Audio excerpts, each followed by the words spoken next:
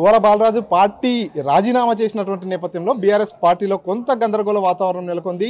ఇంకా అదే తరహాలో చాలామంది ఎమ్మెల్యేలు కూడా పార్టీకి రాజీనామా చేస్తారనేటటువంటి అంశం బీఆర్ఎస్ పార్టీని కలవరపెడుతుంది. సో ఆ లిస్టులో ఉన్నటువంటి వ్యక్తుల్లో జైపాల్ యాదవ్, కల్వకుర్తి నియోజకవర్గానికి చెందినటువంటి మాజీ ఎమ్మెల్యే జైపాల్ యాదవ్ పేరు కూడా ఉంది. తాను కూడా పార్టీ మారతాడంటూ కూడా సోషల్ మీడియాలో వైరల్ అయినటువంటి పరిస్థితి. మనతో పాటు జైపాల్ యాదవ్ గారు ఉన్నారు.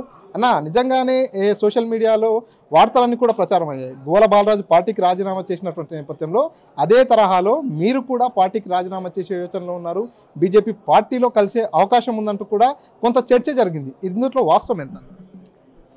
అంత వాస్తవం లేదు, మొత్తం అవాస్తవం. లిస్టులో పేరుందని ఎవరు చెప్పారు? ఎవరిచ్చారు పేరు? మేము ఎప్పుడూ దాని గురించి ఆలోచన చేయలేదు. మేము బీఆర్ఎస్ పార్టీలో కొనసాగుతున్నాము. బీజేపీ పార్టీలో కొనసాగిపోయి మేమేం చేసేది ఉంది? ఆలోచన లేదు.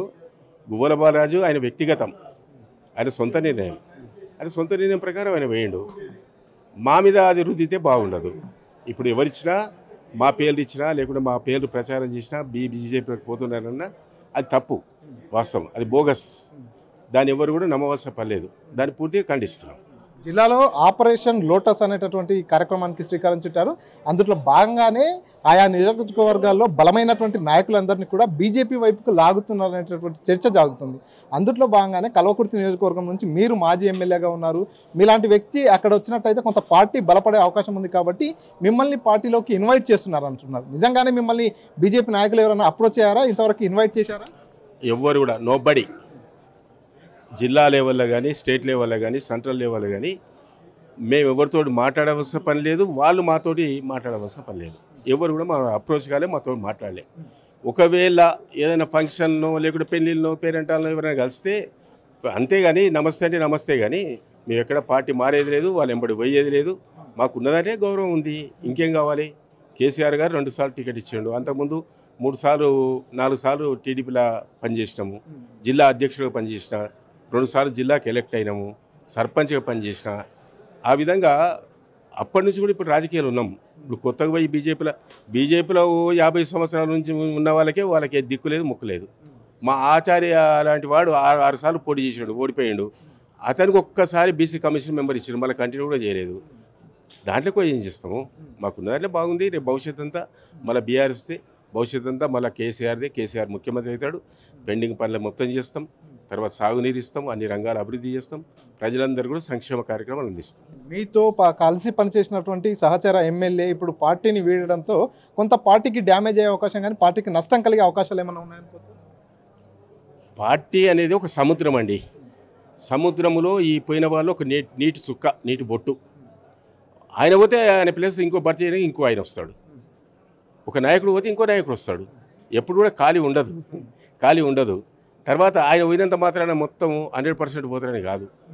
ఆయన కొన్ని సొంతంగా ఉన్నటువంటి కొంతమంది మనుషులు పోవచ్చు, కానీ పార్టీ సిద్ధాంతానికి, పార్టీ నిర్ణయానికి, పార్టీ నియమావళికి కట్టుబడి ఉన్నవాళ్ళు ఎవరు కూడా పోరు. వాస్తవంగా చెప్పాలంటే అచ్చంపేట కూడా ఈరోజు అనాథ ఏం కాలేదు. బాలరాజు గారు పోయినంత మాత్రాన అచ్చంపేట మొత్తం ఖాళీ కాదు కూడా. ఎవరో వస్తారు, నాయకత్వం వహిస్తారు, తప్పకుండా మళ్ళీ కార్యకర్తలు ఆదుకుంటారు. రేపు స్థానిక సంస్థల ఎన్నికలు కూడా వాళ్ళు గెలిపించడానికి ప్రయత్నం చేస్తారు. ఈ విధంగా పార్టీ బలంగానే ఉంటుంది, అట్లేం లేదు. సో ఇప్పుడు మీరు ఏం చెప్తారన్న? ఎందుకంటే గతంలో కల్వకుంట్ల కవిత గారు కూడా అదే మాట మాట్లాడారు. బీజేపీ పార్టీలో బీఆర్ఎస్ విలీనం అయ్యేటటువంటి కుట్ర జరుగుతుందంటూ కూడా స్వయంగా కేసీఆర్ కూతురే అన్నారు. ఇప్పుడు పార్టీని వీడుతున్నటువంటి గోల బాలరాజు కూడా అదే లైన్లో మాట్లాడుతున్నారు. ఆ బీఆర్ఎస్ పార్టీ బీజేపీలో విలీనం కాబోతుంది కాబట్టి అంతకంటే ముందే నేను బీజేపీలో చేరాలనుకుంటున్నా అంటూ కూడా వారి అనుచరులతో మాట్లాడినటువంటి పరిస్థితి. నిజంగానే అటువంటి సిచ్యువేషన్ ఏమైనా ఉందనుకోవచ్చు? నాకు తెలిసి బీఆర్ఎస్ పార్టీ ఎప్పుడు బీజేపీలో విలీనం కాదు. బీఆర్ఎస్ పార్టీ అనేది ఫస్ట్ టీఆర్ఎస్, దాన్ని స్థాపించింది కేసీఆర్. అది ఇప్పటికి 25 సంవత్సరాలు అయిపోయింది. ఇది స్వతంత్ర పార్టీ, తెలంగాణ సాధించిన పార్టీ. తెలంగాణ సాధించిన పార్టీ 25 సంవత్సరాల తర్వాత పోయి బీజేపీలో విలీనం కావాల్సిన అవసరం కూడా లేదు, జరగదు కూడా. ఇది ఊహాజనితం. ఒకవేళ కవిత గారు చెప్పినా, గోల బాలరాజు చెప్పినా, ఇంకెవరు చెప్పినా ఇదంతా ఊహాజనితం. వాళ్ళ ఊహ అంతే, కానీ అది నిజం కాదు.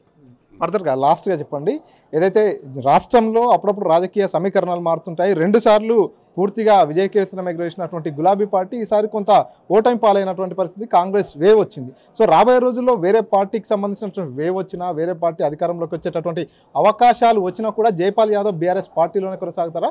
పార్టీ మారే అవకాశం ఉండొచ్చు అనుకోవచ్చు? డెఫినెట్గా బీఆర్ఎస్ పార్టీలే కొనసాగుతాం. ఎందుకంటే గత 10 సంవత్సరాలు కేసీఆర్ గారి నాయకత్వంలో ఈ టీఆర్ఎస్ పార్టీ పరిపాలించింది.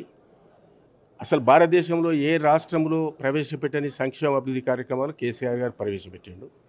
భారతదేశంలో తెలంగాణ రాష్ట్రాన్ని మొదటి స్థానికి ఫస్ట్ ప్లేస్ తీసుకొచ్చిండు.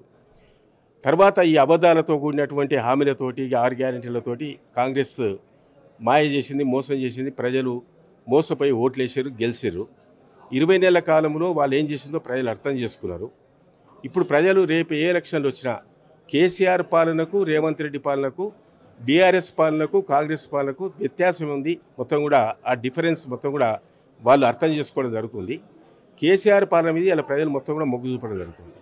గ్రామాల్లో కానీ, పట్టణాల్లో కానీ, పల్లెల్లో కానీ ఎక్కడ చూసినా కేసీఆర్ పాలన బాగుంది, ఇది కాంగ్రెస్ పాలన బాగలేదు, రాక్షస పాలన అని చెప్పి, మోస పాలన అని చెప్పి అర్థం చేసుకున్నారు. రేపు ఎన్నికలు వచ్చినప్పుడు మరి ఫస్ట్ ఓటు కారు గుర్తుకే ఇస్తారు. నువ్వు ఎన్ని చెప్పినా, ఎన్ని మోసం చెప్పినా, ఎన్ని డబ్బులు వంచినా, ప్రలోభ పెట్టినప్పుడు కూడా ఫస్ట్ ఓటు మాత్రం కారు గుర్తుకే ఇస్తారు. మెజారిటీ ఓట్లు ఊహించని విధంగా ఒక వేవ్ వస్తుంది, ఒక సునామీ మాదిరి వస్తుంది. అప్పుడు మరి డీలిమిటేషన్ వచ్చినా, జమిలీ ఎలక్షన్లు వచ్చినా, మహిళా రిజర్వేషన్లు వచ్చినా, కాన్స్టిట్యున్సీస్ మొత్తం రీఆర్గనైజేషన్ జరిగినా అప్పుడు మెజారిటీ సీట్లు మొత్తం కూడా 2/3 మెజారిటీ సీట్లు కూడా బీఆర్ఎస్ పార్టీకి వస్తాయి. తప్పకుండా మళ్ళీ కేసీఆర్ గారు ముఖ్యమంత్రి అవుతాడు. మాకు కూడా మంచి అవకాశం వస్తుంది, మంచి గౌరవం ఉంటుంది. కాబట్టి ప్రజలు కూడా అటు ఇటు పోతే ప్రజలు కూడా చీదరించుకుంటారు, అగౌరవపరుస్తారు. కాబట్టి అది కూడా పద్ధతి కాదు. మేము ఇందరే కొనసాగుతాం. తప్పకుండా కేసీఆర్ నాయకత్వాన్ని సమర్థిస్తాం, కేసీఆర్ గారిని ముఖ్యమంత్రి చేస్తాం.